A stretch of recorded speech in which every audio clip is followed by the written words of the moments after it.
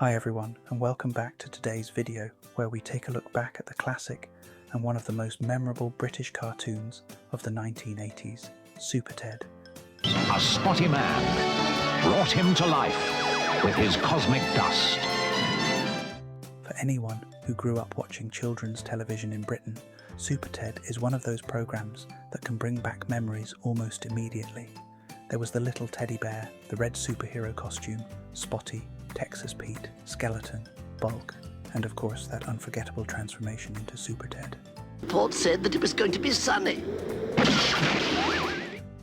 But there is actually quite an interesting story behind the programme.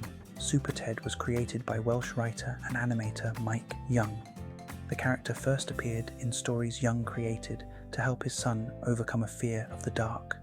Those stories eventually became books before being turned into a television series. And I think that is a lovely way for a superhero to begin. Instead of starting with a huge comic book company or a complicated science fiction idea, SuperTed began as a bedtime story designed to make a child feel less frightened. The television series first appeared in Wales on S4C on November 1st, 1982, originally in Welsh. It was then dubbed into English and shown across the rest of the UK on BBC One from October 1983. Bulk, just grab the eggs. No, Bulk, no. So, although many British viewers remember SuperTed as a BBC cartoon, its Welsh origins are a really important part of its history. Mike Young was determined to keep the character Welsh and wanted to prove that animation could be successfully produced outside London. He set up serial animation in Cardiff with his colleagues. Dancing. A little distance from them, our monkeys finding Texas Pete a hard nut to crack. It wasn't simply another cartoon imported into Britain, it was a Welsh production that became a British television favourite and then went on to find audiences around the world. SuperTed starts life as an ordinary teddy bear. He is made in a factory, but because something is considered wrong with him, he is thrown away into a dark storeroom. Fortunately, an alien called Spotty comes along and uses cosmic dust to bring the teddy bear to life.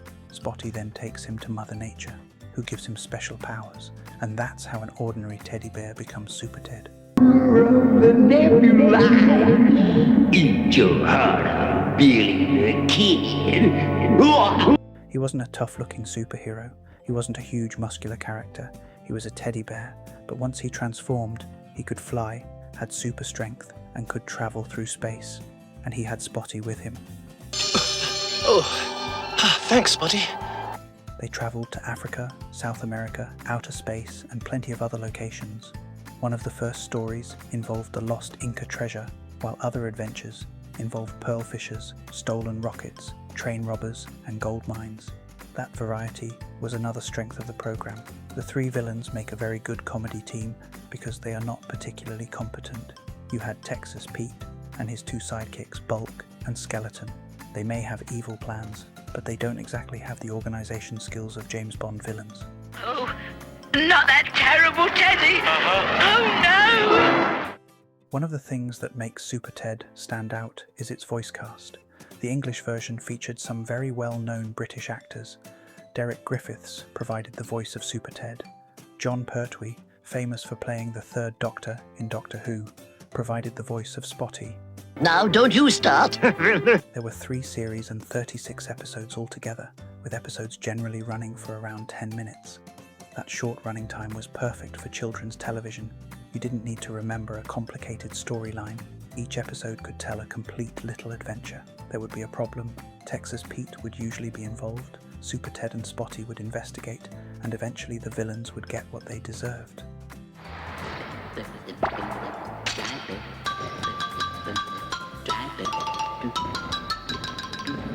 It doesn't have the huge budgets of some American cartoons, but it has plenty of charm. There is something very appealing about the hand-drawn style and the colourful characters. And because the stories move around the world, the programme has a sense of adventure that makes it feel bigger than its relatively small episodes might suggest. Another interesting fact is that SuperTed became successful internationally. It was reportedly sold to 128 countries and dubbed into 32 languages. Well, there's nothing on the radar screen. But the parrot said there's a cargo ship on its way with... It also became the first British animated series shown on the Disney Channel in the United States, according to accounts of the program's international success. So this little Welsh teddy bear ended up traveling much further than his creator probably imagined when the original bedtime stories were being told.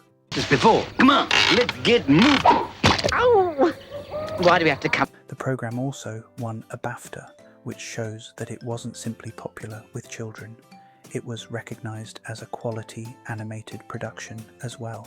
SuperTed doesn't spend his time talking about how frightened he is. He simply gets on with helping people. That makes him a very gentle sort of superhero. He doesn't need to be violent or aggressive. He is basically a teddy bear who wants to help. Even though SuperTed is a superhero, he doesn't have the dark seriousness of Batman or the enormous mythology of Superman. He's a teddy bear. He travels through space with an alien called Spotty and fights a cowboy called Texas Pete.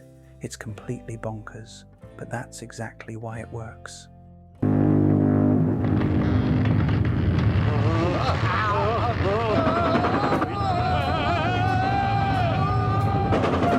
If you grew up watching it, seeing SuperTed again can take you straight back to Saturday mornings and children's television. It's charming, funny, imaginative, and surprisingly important in the history of British and Welsh animation. For me, the biggest strength of SuperTed is that it doesn't take itself too seriously. You've got a superhero teddy bear, an alien friend, a cowboy villain, a living skeleton, and a large bloke called Bulk. It's going too fast, SuperTed. Even if we catch it, we'll never be able to land. Just remember the important lesson from SuperTed. Even if somebody throws you away, it doesn't mean you're worthless. You might just need a little cosmic dust. Thanks for watching. See you in the next video and stay safe.